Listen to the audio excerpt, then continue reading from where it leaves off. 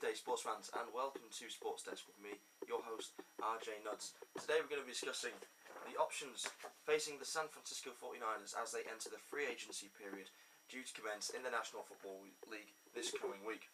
Okay, so the 49ers, they had an amazing season last year. They posted a 13-3 regular season record. They blew apart the NFC West. They won at a canter. They're going into this new season now as second-year coach Jim Harbaugh, leading them hopefully to the Super Bowl, a place that many believe they deserve to be after last season's regular and post-season play, and I for one can't really disagree. But the main question hanging over the 49ers is the play of quarterback Alex Smith. Smith is a former number 1 overall pick in the NFL draft, someone who really struggled out of college to find his feet in the NFL, someone who's had to deal with a coaching carousel of offensive coordinators, someone who's never really been given the chance to exploit his talents to their fullest potential. But under Coach Harbaugh and under a more stable offensive system, it's quite possible that Alex Smith will finally reach the form that many predicted for him when he entered the professional league all those years ago.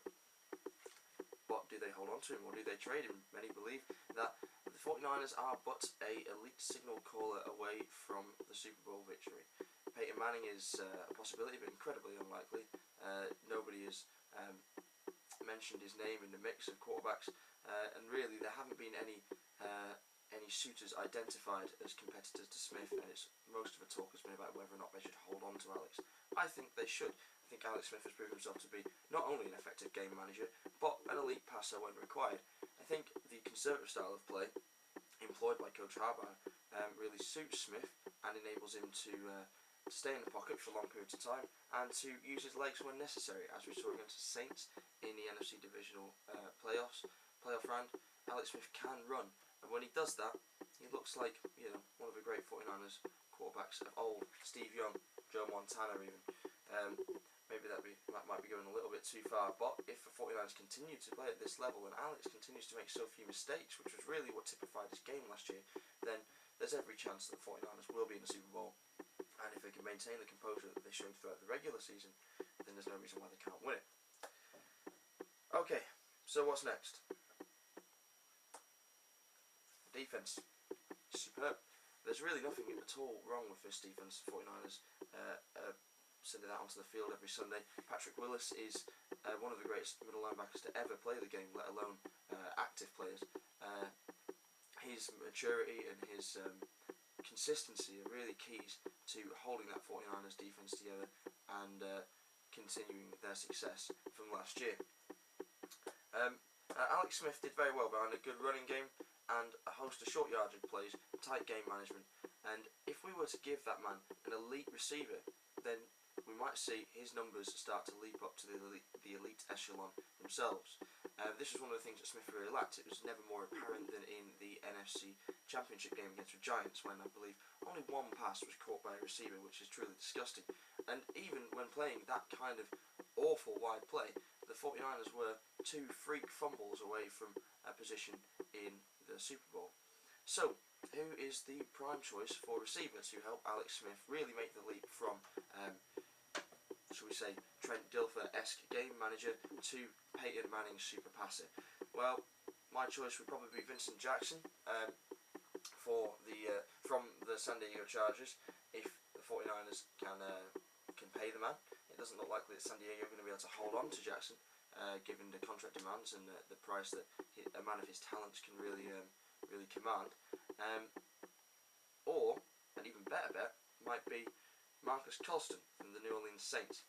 I think it's likely that there'll be a big market for Jackson. I think Jackson might end up going somewhere like Seattle, maybe a division rival.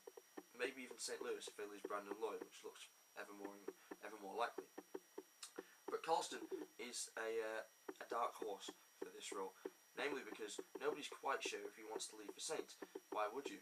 I mean, the guy gets balls every single week. He's one of the most productive receivers in the league for a man who was chosen in the 7th round of the draft. He really has stepped up to the plate and he grabs every opportunity, like he does those balls thrown to him by Drew Brees.